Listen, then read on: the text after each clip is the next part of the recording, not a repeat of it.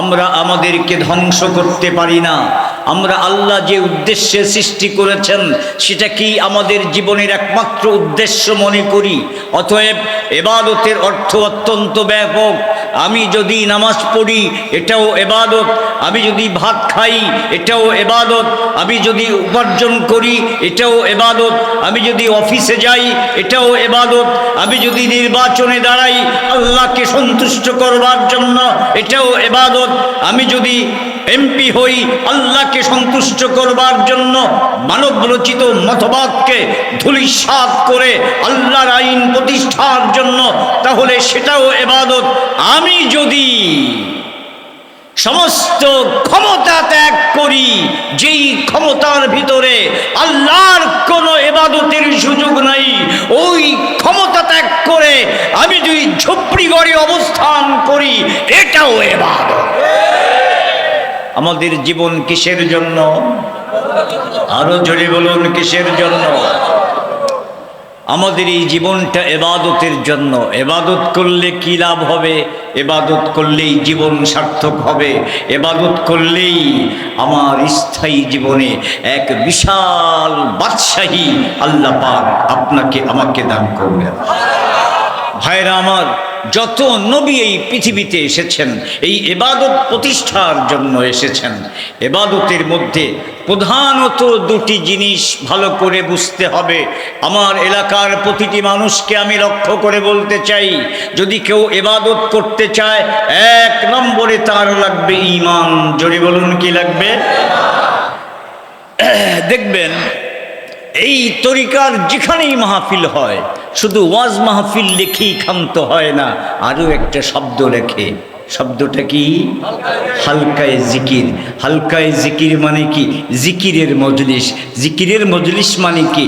লা ইলাহা ইল্লাল্লাহ, লা ইলাহা ইল্লাল্লাহ, লা ইলাহা ইল্লাল্লাহ।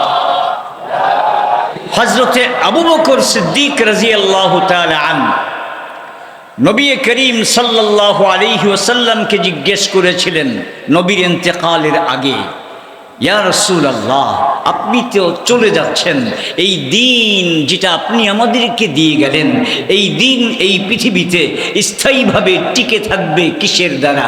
সেই আমলটা আমাদেরকে বলে যান।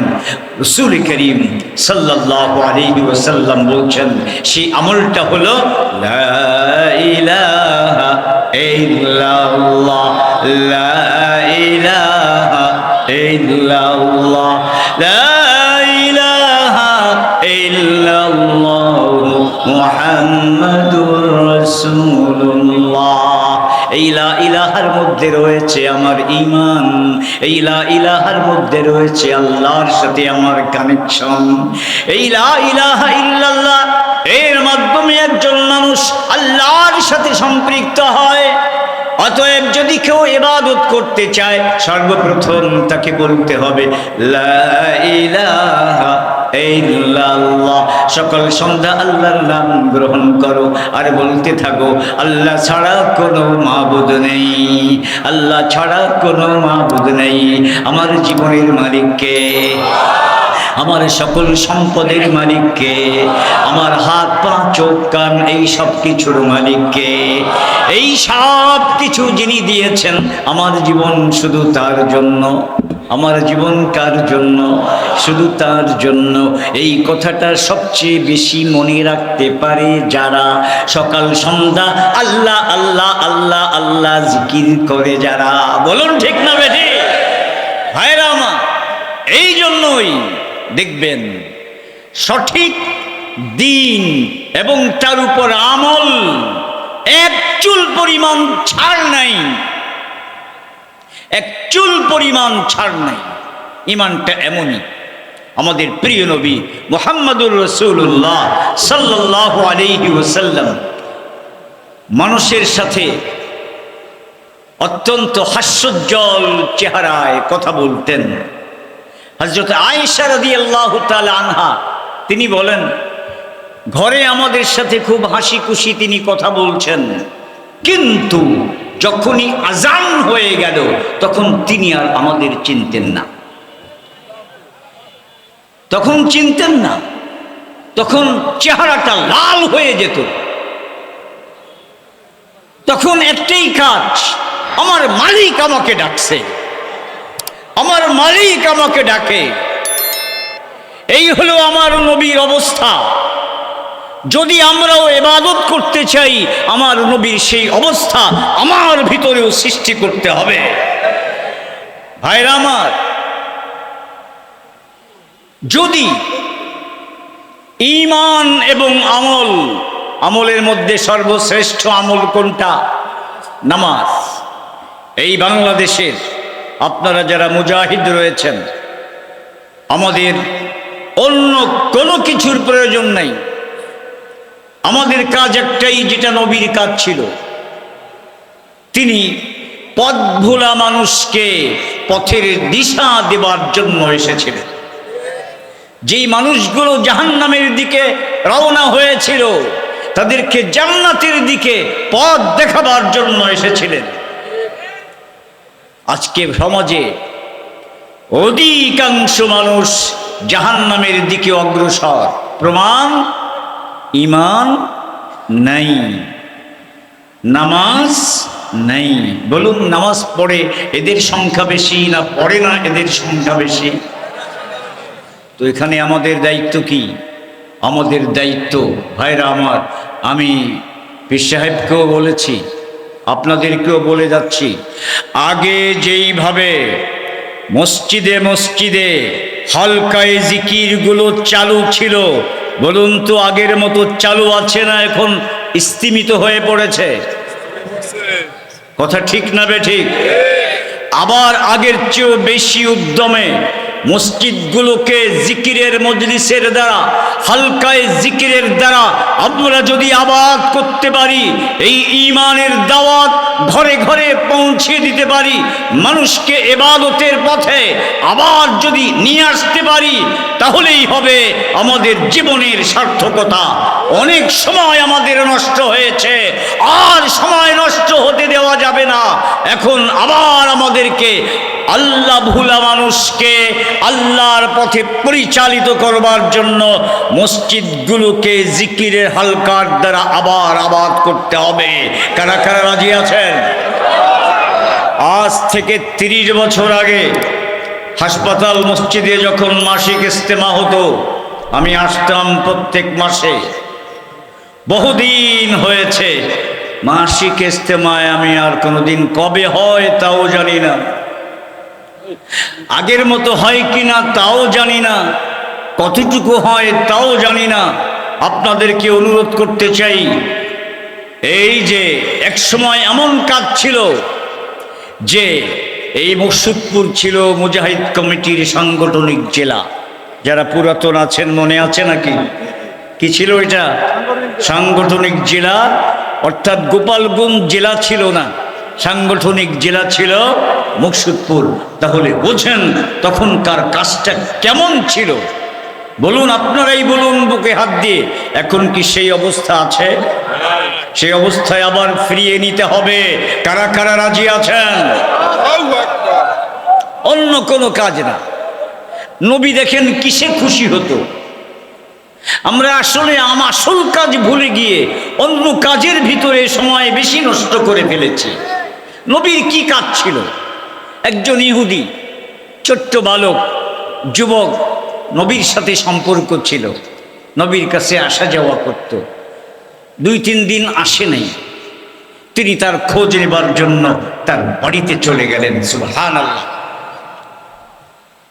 একজন ইহুদি, ভিন্ন ধর্মের মানুষ, কিন্তু যুবক নবীর দরবারে আসা যাওয়া করত। সে আসে না, খবর পেলেন অসুস্থ। সেই অসুস্থ ইহুদি যুবককে দেখবার জন্য তার বাড়িতে গিয়ে হাজির। বলেন না সুবহানাল্লাহ। অথচ আমরা আমাদের সাথী ভাইয়েরা অসুস্থ হয়ে পড়ে আছে কোথাও, আমরা কি সবাইকে সেইভাবে দেখার জন্য যেতে পারি? যেতে হবে।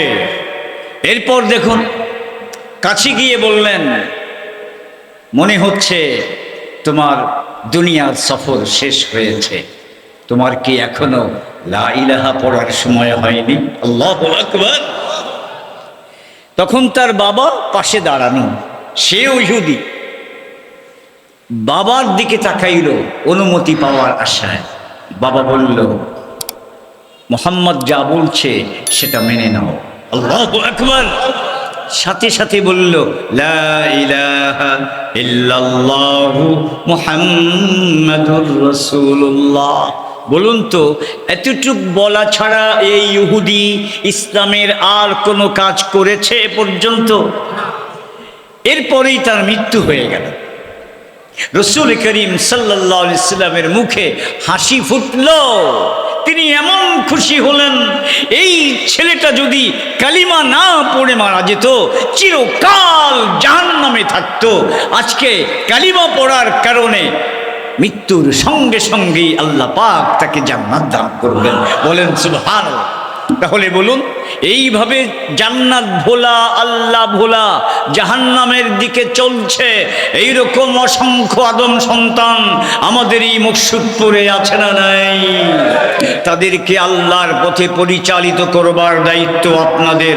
প্রত্যেকটা মসজিদে হালকা চালু করুন, দাওয়াত চালু করুন, মুসলমানদেরকেও দাওয়াত দিন, যে সমস্ত অন্য ভাইরা আছে তাদেরকেও দাওয়াত দিন। কাজটা আবার মসজিদমুখী হোক, হালকাই জিকিরমুখী হোক, হেদায়াতমুখী হোক। যদি সব মানুষ বোঝে আল্লাহর ইবাদত ছাড়া মুক্তি নাই, তখন দেখবেন যারা আল্লাহকে চায় এইরকম মানুষ যদি আমরা মেহনত করে গড়তে পারি, তাহলে যারা শুধু লেবেল লাগিয়ে ক্ষমতার স্বাদ নিতে চায় তাদেরকে ছুঁড়ে ফেলবে। যারা আল্লাহর জন্য কাজ করবে তাদেরকে মানুষ বুকে তুলে নেবে। জোরে বলুন, ঠিক না বেঠিক?